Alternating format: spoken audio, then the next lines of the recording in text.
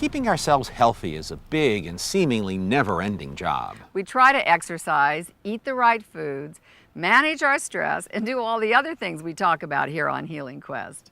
But despite our best efforts, it's almost impossible to avoid a daily deluge of toxins, many of them embedded in the personal care products we all use. And as I discovered, a growing number of experts are deeply concerned about the danger we all face from these cosmetic chemicals.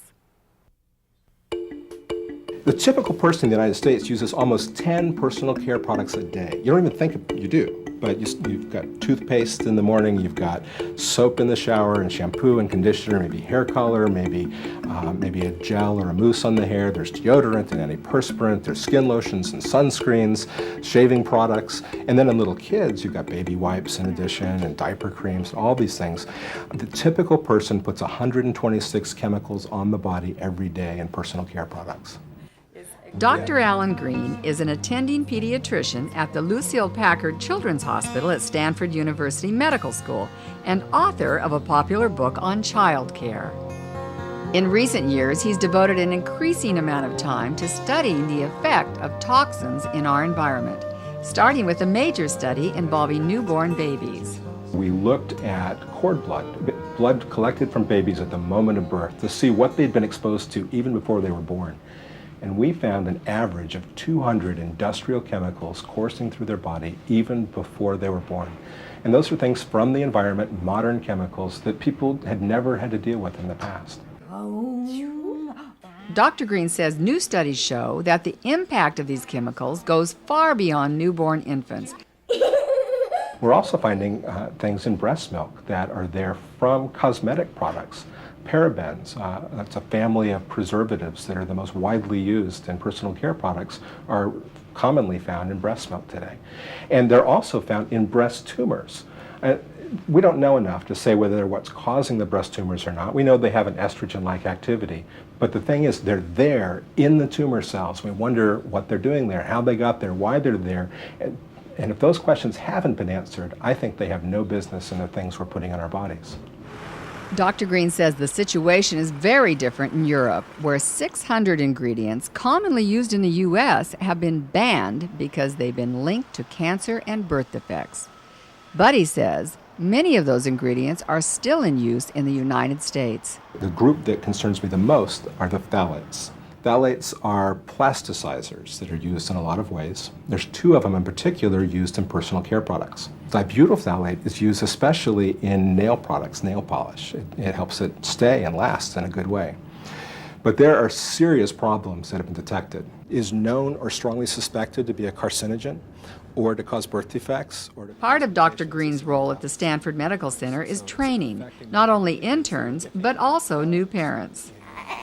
So cute. This is baby Andrew's first day in the world, and on this day, his parents are learning quickly about the importance of Andrew's largest organ, his skin. It's also amazingly absorbent at this age. The things that go onto babies, whether it's shampoo or diaper creams or baby wipes or lotions, all of those things get absorbed into the skin, many of the things as well. And some of the chemicals that are used commonly we don't know what the safety effects of them are.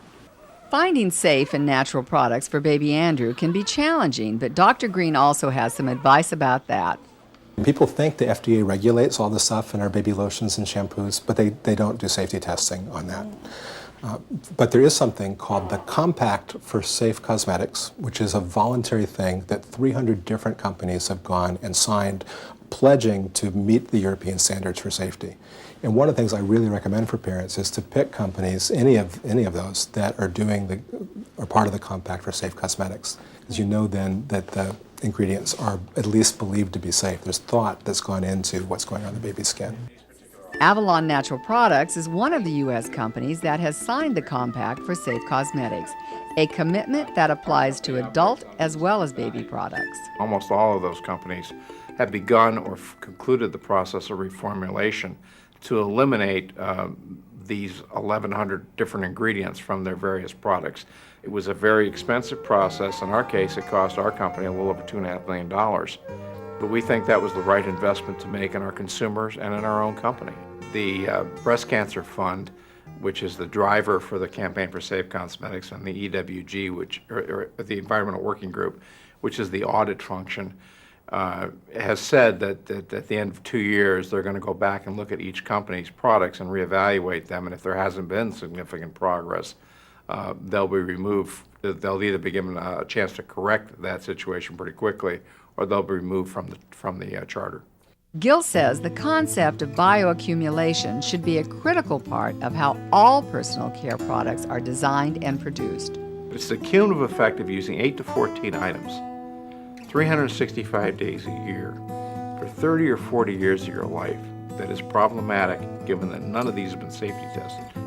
Gill advises consumers seeking information on personal care products to go to the Skin Deep website, where the Environmental Working Group has detailed information on over 10,000 products. He also says consumers should take some additional action to make products safe. I would hope that consumers get involved, because ultimately it's consumers voting with their dollars, telling Revlon, telling Procter & Gamble, telling Unilever that I'm mad as hell and I'm not going to take it anymore. I don't want you to have different products for the European woman than you have for me. I'm worth it too.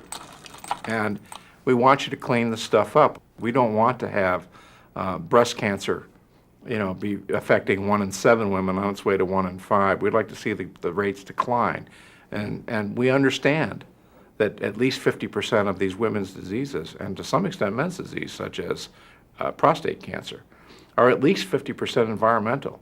We can do better than that. We don't think that women should have to choose between health and beauty. You know it if you're happy and you know it, clap your hands.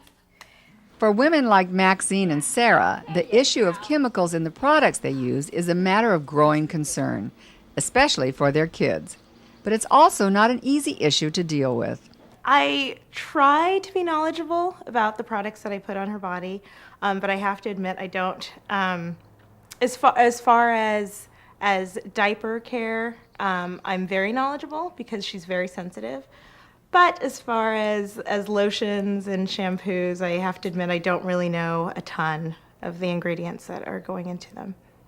The effectiveness of products is also a primary consideration. The factor that would determine what I would buy for myself in a product would be, did it work? How great was it? Was it a good product? That is my number one all the time. But Sarah also says reducing the chemical content would be a big factor in her decision. Most definitely I would buy products if I knew they contained fewer chemicals.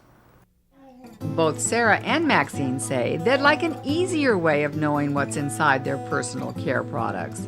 Something simpler than having to decipher long words in tiny type on the back of a box.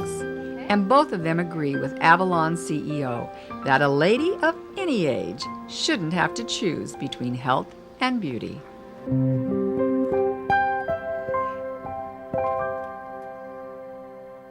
Dr. Green mentioned in that story that in some cases parabens have been found in breast milk.